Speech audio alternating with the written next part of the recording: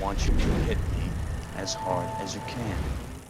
Hey everyone, Jesse Shade from Awfully Good Movies here, and 2017 was a year full of surprises from Hollywood.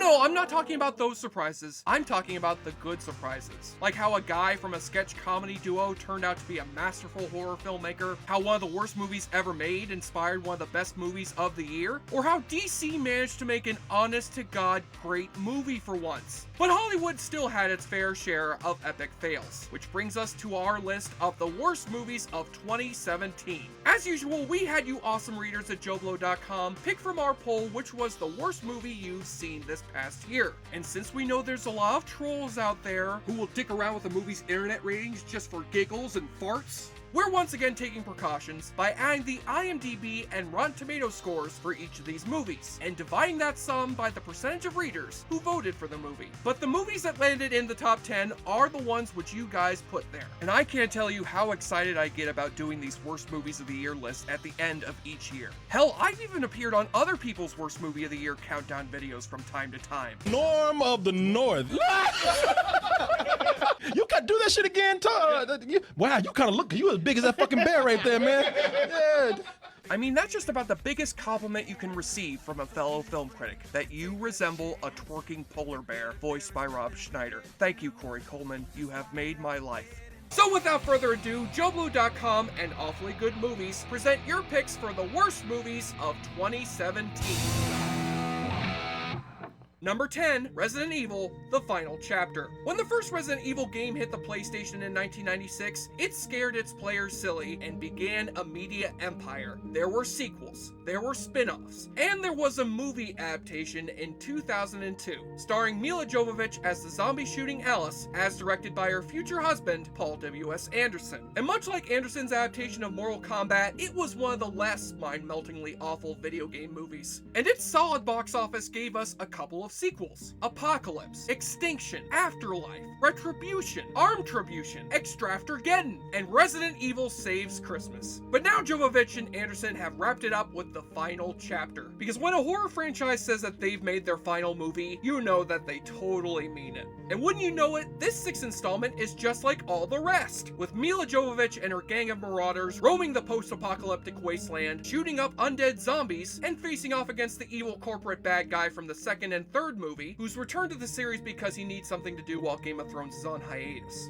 But thanks to the shaky cinematography of the action scenes and a post-production 3D conversion, this movie was hard to watch in more ways than one, and it had the lowest box office debut of any movie in the franchise. But combined with its worldwide gross, it's actually the highest grossing film of the franchise. And as long as Capcom keeps pumping out Resident Evil games, there is surely a chance for more Resident Evil movies. Just please consider to start numbering these movies though. This franchise is hardly too dignified to start putting some numbers in your goddamn titles. I mean, really. Number 9, XXx, Return of Xander Cage. After Vin Diesel launched his career with the first Fast and Furious in 2001, he decided to pass on doing a sequel so he could do XXx, an action spy thriller where he played extreme athlete turned super spy Xander Cage. But after that movie cleaned up at the box office, Diesel once again passed on doing a sequel so he could launch another franchise with The Chronicles of Riddick.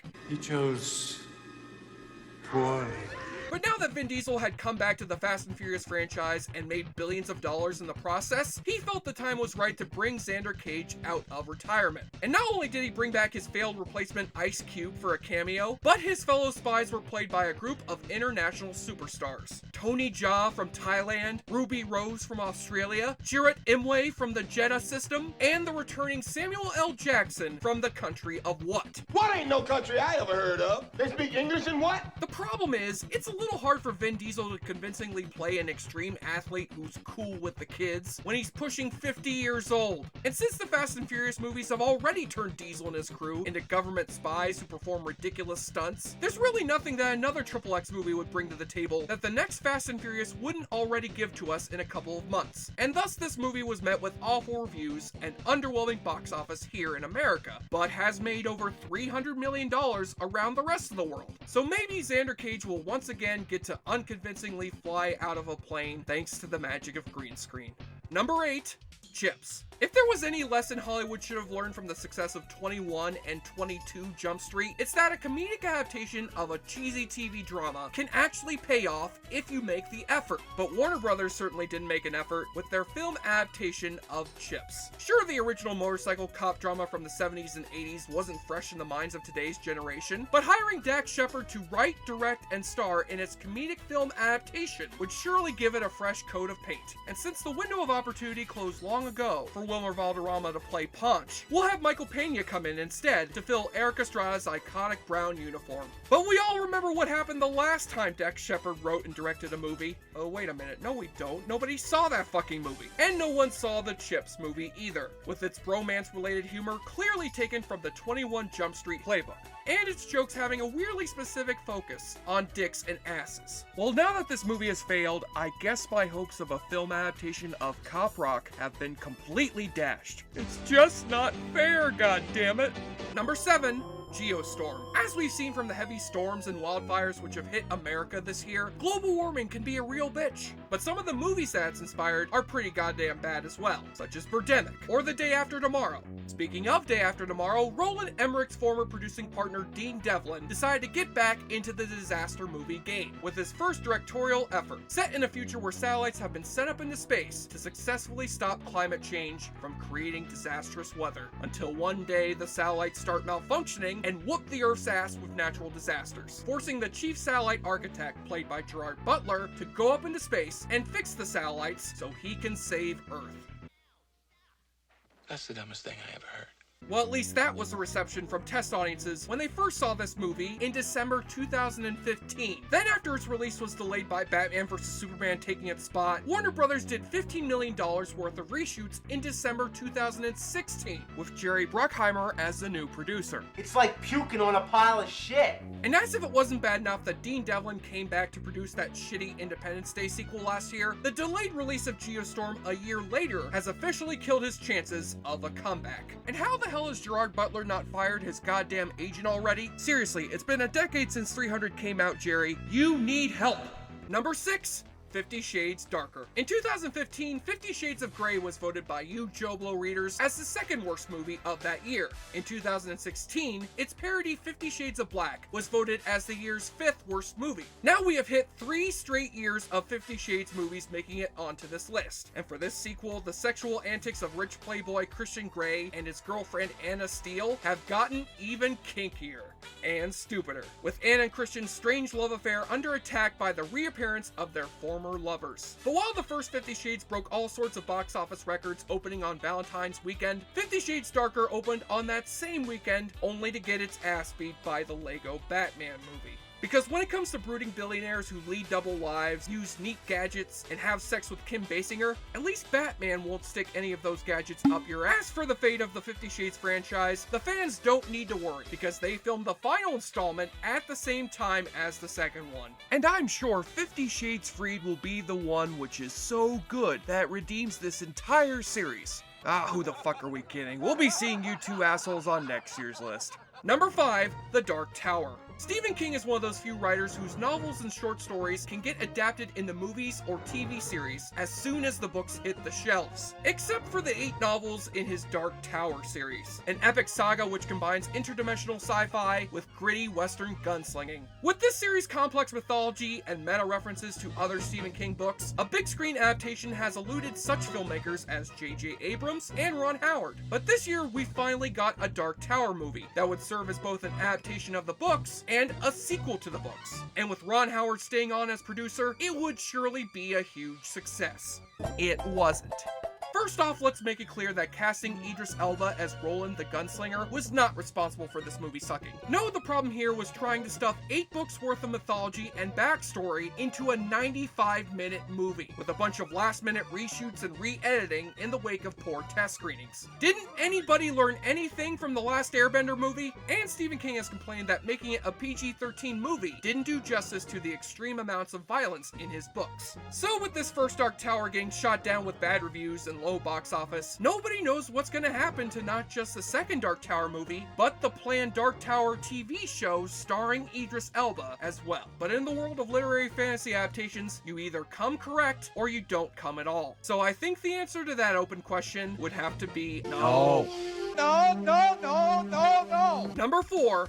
The Mummy. While Disney rakes in the cash with its Marvel universe, its Star Wars universe, and its recently acquired X-Men universe, the rest of Hollywood has been eager to make bank on their own cinematic universes. And the classic monster movies that Universal Studios made in the 30s and 40s gave Universal a perfect blueprint to work from, seeing as they were doing crossover movies long before Marvel Studios did. Sure, Universal had already tried starting a monster universe 3 years ago with Dracula Untold, but for the last time, that movie never happened. It was just a bad dream. Instead, we're gonna start all over again with this remake of the Boris Karloff classic, which had already been remade into a mega hit franchise. And this time, we got the Knife Legs girl from Kingsman to play a gender-swapped mummy, with none other than Tom Cruise playing her hapless victim. Show me the mummy! And Russell Crowe coming in to tie this universe together in the role of Nick Fury. Dr. Jekyll. And screw it, we're so confident that this movie's gonna be a hit that we've already taken a photo shoot with the future Universal monsters. Javier Bardem as Frankenstein's monster, and Johnny Depp as the Invisible Man. So yeah, we're confident that our new Dark Universe is gonna keep pumping out new movies for years to come after the release of The Mummy breaks box office oh shit. Son of a Yes, not even the box office cloud of Tom Cruise could help launch this turd off the ground, thanks to a manufactured script that ripped off not just the first Mummy remake, but even An American Werewolf in London, and was so interested in setting up future Dark Universe movies that it didn't give a shit about setting up this first movie. And now we may not even see the rest of these movies, with 2 of the Dark Universe's biggest producers leaving the franchise after The Mummy's failure, which means we won't be seeing James Franco and Seth Rogen meet Frankenstein anytime soon. Well, at least we still have that trailer, which Universal accidentally put online without any music or sound effects.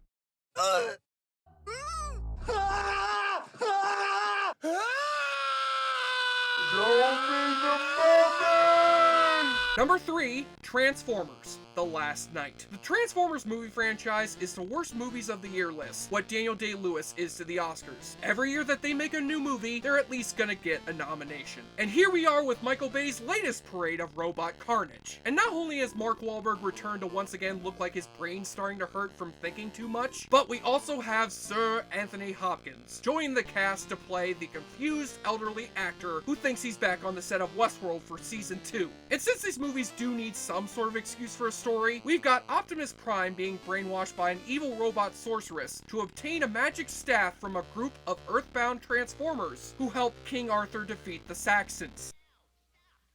That's the dumbest thing I ever. But no matter what story you give these movies, it all boils down to robots punching each other and things exploding. And unlike the last 4 installments, this one didn't do spectacularly at the box office, becoming the lowest grossing movie of the franchise, as well as its worst reviewed. But Hasbro still wants a cinematic universe around these Transformers, so get ready for next Christmas's release of the Bumblebee spin-off movie, starring none other than John Cena. As for Michael Bay, he is again insisting he won't return for the 6th Transformers movie. And perhaps he actually means it this time. I mean, after you've managed to cast Shakespearean actor Anthony Hopkins alongside a robot named Nitro Zeus, then you've gone as far as you can go with this franchise, if you ask me. Excuse me, I'm sorry. I'm sorry. Number 2, Tyler Perry's Boo 2, A Madea Halloween. Say what you will about Tyler Perry's comedic misadventures of his sassy alter ego Madea, but at least Tyler's had the creative foresight to keep throwing Madea into new situations with every new movie, and never relies on the same plot device twice. But last year's Madea Halloween was such a hit that he decided to have Madea spend another movie hitting ghosts and zombies upside their heads with her purse. And for this sequel, Tyler Perry has really upped the dramatic stakes, where that first movie was about Madea and her friends chasing after a rebellious teenage girl who snuck away to attend a Halloween frat party. This follow-up now has Madea and her friends chasing after that same teenage girl when she again sneaks out to attend an outdoors frat party on Halloween. Boy, that $5 million they've added to the budget really makes a difference, huh? But this time, even some of Tyler Perry's defenders had to admit this sequel was just a lazy copy of the first movie, which was simply made to make money off the Halloween season. I mean, were that first Madea Halloween got a grade A cinema score from audiences, the second one went down to an A-.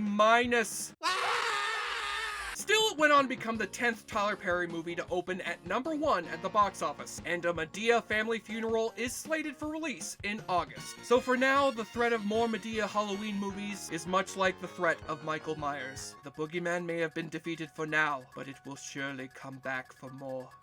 And now, we are proud to announce that the #1 worst movie of 2017, as voted by the readers of JoBlo.com, is the Emoji Movie. This is Tony Leondis, the visionary animation director who gave you Lilo and Stitch 2, Stitch Has a Glitch, and Igor. One day Tony was thinking about what a modern day version of Toy Story would look like when he was sent a text message with an emoji in it, and that gave him his brilliant idea. Let's do a Toy Story for emojis! That's the dumbest. Yes, that may sound like the dumbest of ideas, but we all scoffed at the idea of a Lego Movie as well, until we actually saw it and found out it was awesome. And much like Lego Movie, this film also deals with a protagonist who feels like an outcast in the middle of his perfect society, and travels into the outside world so he can find his destiny. In fact, that's pretty much the plot of every animated movie that comes out these days. I'm an emoji. I've got to have some sort of purpose here. I'm going out, outside the hive. I'm going to Robot City. I'll make you proud. But what drove the Emoji Movie apart was the sheer talent of its voice cast, especially the voice of Sir Patrick Stewart as the poop emoji, going from #1 to #2. The poop. Oh, wait a minute. Every animated movie has a superstar cast, so that's nothing unique. But hey, did we mention that we cut in and out on scenes of the little kid who's going through these different emotions as they happen in real life? Oh, you've got to be kidding me! Well then, I guess the Emoji Movie is just like every other CGI animation movie before it, except for one aspect. It barely made any money. Plus, the reviews happen to be abysmally unkind for an animated movie released by a major studio. Maybe the problem was the movie's advertising, which fell into hot water when an ad on the movie's Twitter parodied the Hulu original series The Handmaid's Tale. Brutal dictatorships where women are held against their will to bear children. The kids just love them. But no amount of ads would have saved the Emoji Movie from being the largest among Sony Pictures' many failures this year, and from being the worst of the many terrible movies from 2017. So to summarize my final thoughts, angry emoji, middle finger emoji, and burning film strip emoji. The poop. And so we have reached the end of counting down your picks for the worst movies of 2017. Who knows, one of these days I might review one of these turkeys for Awfully Good Movies, which releases new episodes every other week here on the JoBlo Videos YouTube channel. Until next year, this is Jesse Shea for JoBlo.com, and let us once again end this list by paying respects to the movies that didn't quite make the list this year. Give me a beat. Baby, baby, won't you take my hand? Don't be afraid to take a chance to get